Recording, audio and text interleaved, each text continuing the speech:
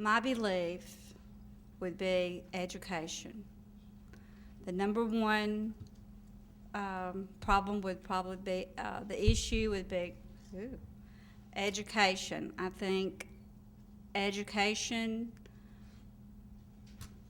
is going to be an issue probably because we're going to see some deficits in money funding, and that's going to cause an issue. Budgets being passed on time is always an issue with education. I think it's important for budgets to be passed in a timely manner to bring forth a good education budget. So I think education is always an important factor for the legislation. Secondly, I think we need to take care of senior citizens when we're down there.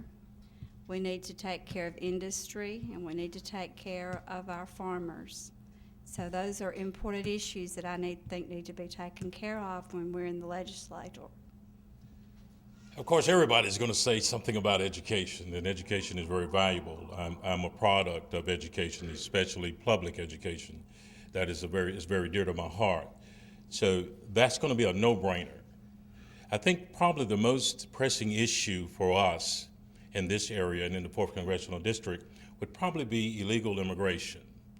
The second problem would probably be drugs. It's a big issue for some people, and for others it's not.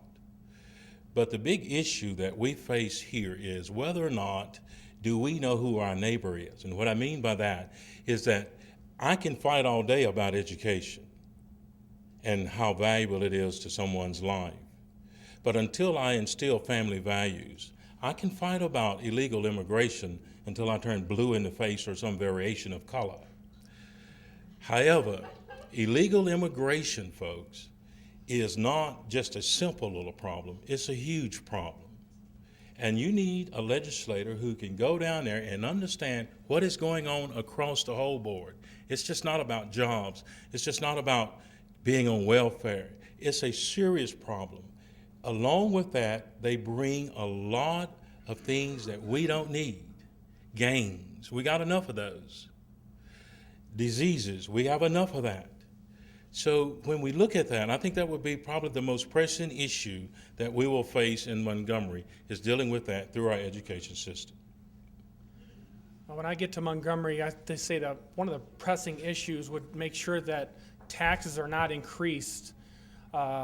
Seems like we pay a lot of taxes, as well as the property tax. Make sure that goes back to the 4-year process of appraisals, because that's costing us a lot of money. But going back to taxes, the elderly in general, as well as parents, are set on a fixed income many times. In fact, most of us have a fixed income, and we know how much money is coming in usually, and we have a budget.